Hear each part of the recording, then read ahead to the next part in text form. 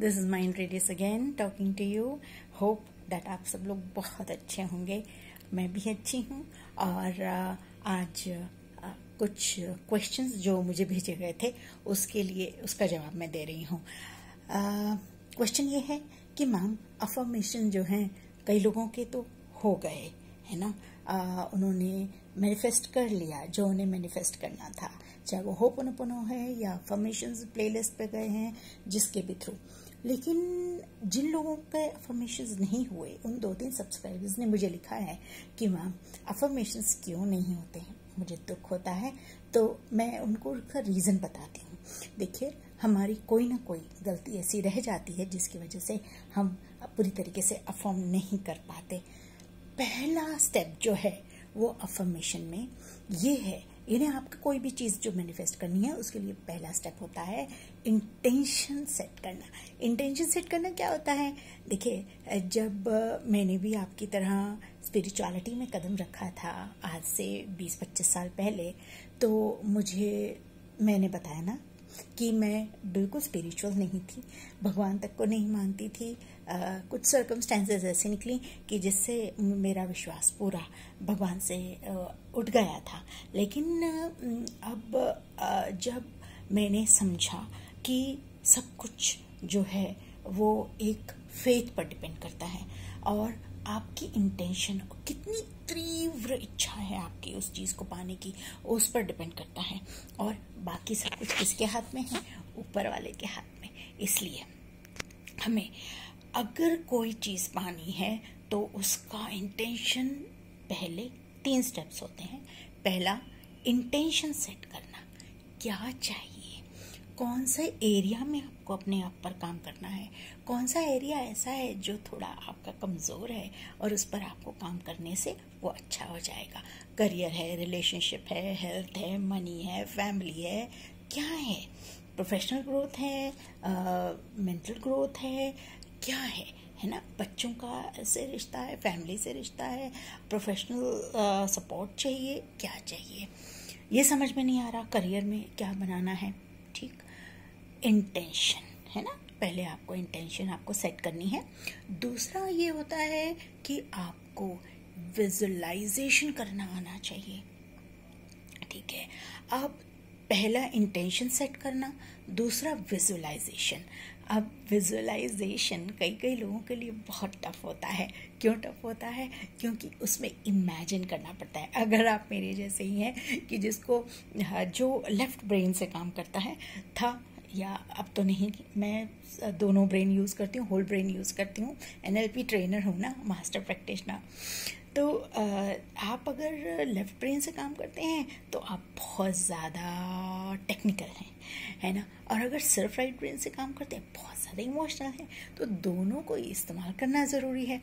लेकिन ये जो चीज़ें हैं जिसे ऑल्टरनेटिव हीलिंग मेथड बोलते हैं, चाहे होपोनोपोनो बोलो या आप सबकॉन्शियस ब्रेन रीपैटर्निंग बोलो या आप ब्रेन योगा बोलो, थॉट योगा बोलो, सब में आपको सिर्फ राइट ब्रेन यूज़ करना है।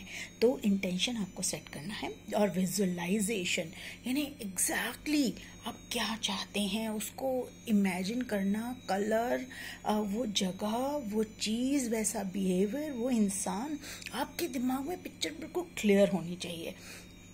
अगर ऐसा नहीं हुआ तो आप जो है, जब आपको खुद ही नहीं मालूम आपको क्या चाहिए, किस तरीके का चाहिए, कब तक चाहिए, कितनी छोटी इच्छा है, कितनी बड़ी इच्छा है, कितने रुपए चाहिए, कितना छोटा घर चाहिए, कितना बड़ा घर चाहिए, कौन सी कार चाहिए, रंग क्या होना चाहिए, घर में फर्नीचर कैसे लगाएंगे, या कितना प्यारा आपका जो है होने वाला बच्चा है, या आपकी फैमिली कैसी है, पूरी तरह से इमेजिन करना है, जिसे बोलते हैं विजुअलाइजेशन।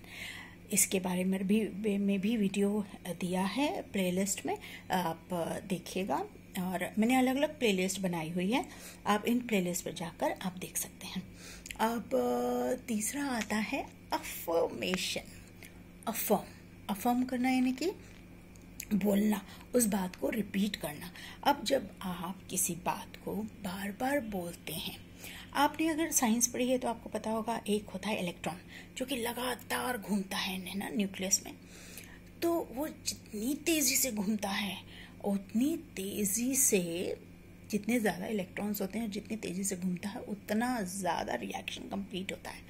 इसी तरीके से जितना आप अफर्म करेंगे, जितनी बार आप उस स्टेटमेंट को बोलेंगे पॉजिटिव इंटेंशन और इमोशन के साथ, उतनी जल्दी आप मैनिफेस्ट करेंगे। कुछ भी आपने किया है, करियर है, घर है, फ्लैट है, विला है, कुछ भी है, तो ये 3 स्टेप बहुत ज़रूरी रहते हैं।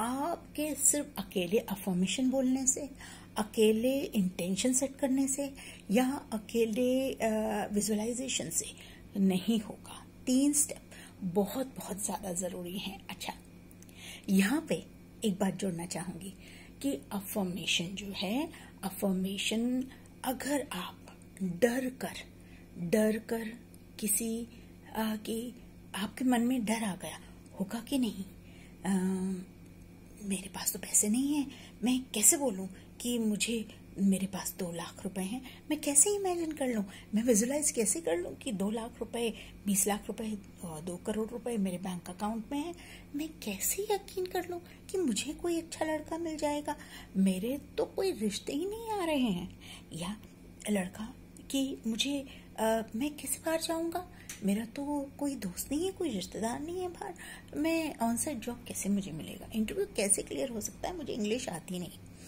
आप अफर्मेशन बोल रहे हैं, विजुअलाइजेशन कर रहे हैं, इंटेंशन आपने बोल दी, लेकिन मन में डर है। मन में डर नहीं रखना है। आप अगर डर कर कुछ काम करेंगे तो आप कभी वो सक्सेसफुल नहीं हो पाता है। तो आपको बिना डरे अपनी इंटेंशन रखनी है और विजुअलाइजेशन करना है और अफर्मेशन बोलनी है। अफर्मेशन, देखिए यहाँ मैं कुछ आपको एक चीज़ें कुछ बताना चाहूँगी जो मेरी ज़िंदगी से जुड़े हुए मेरे क्लाइंट्स और थेरेपी सेशंस।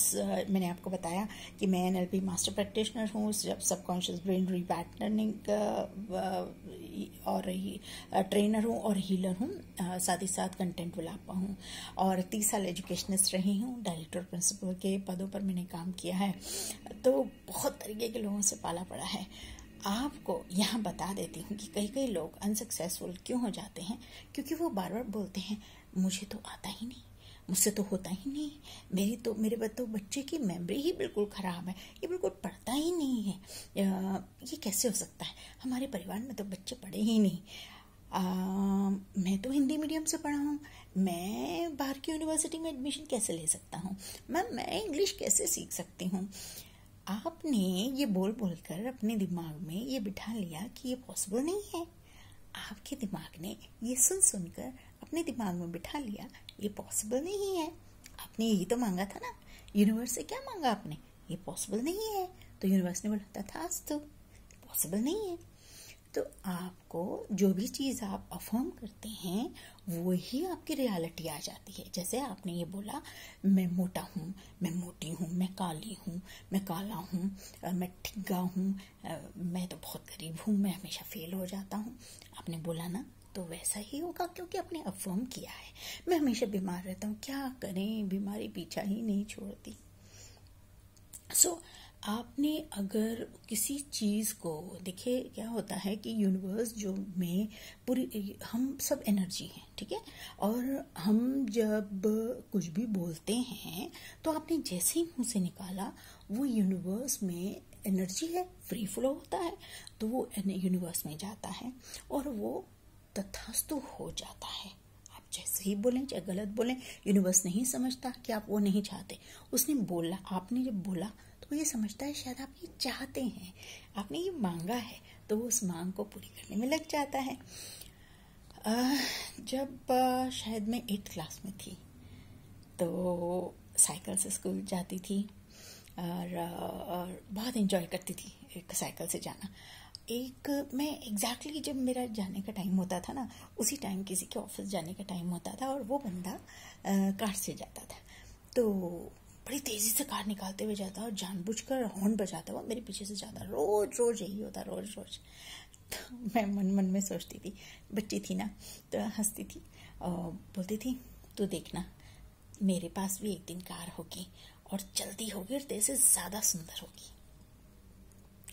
उस बात को मैनिफेस्ट होने में साल तो बहुत लग गए, लेकिन शायद मैं 26 ईयर्स की थी, 25 ईयर्स की, जब मैंने अपनी कार अपने आप पहले खरीदी. और that was the day when my mom, my daughter and me were there. और एक छोटा सा बात और जोड़ती हूँ, हम जब कार खरीदने गए तो पूरी Maruti showroom, that was Maruti 800, तो वो सब लोग हमें ऐसे देख रहे थे जैसे कि ये औरतें ये सब्जी भाजी की दुकान से यहाँ कार की दुकान में क्या कर रही हैं, कार के शोरूम में क्या कर रही हैं. एंड देयर वाज सच एक ऐसा उनके फेस पर एक्सप्रेशन था जैसे कि पता नहीं, मतलब हाँ बहुत पुराना टाइम था, मीन्स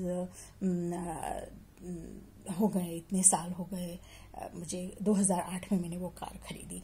तो 1885 से 1884 से, हाँ 1984 से वो बात जाके सच तो हुई 2008 में, लेकिन मेरा कहा सच हुआ. ऐसी कई चीज़ें हैं जो मैंने कही और सच हुई, चाहे वो डॉक्टर बनने का है, भले ही मैं मेडिकल प्रैक्टिशनर नहीं बनी, but I am a neuropsychologist. So ऐसी चीज़ें जो मैंने बहुत शिद्दत से चाही हुई, और इसी तरीके से मैंने अपनी लाइफ में कई चीज़ों को मैनिफेस्ट किया.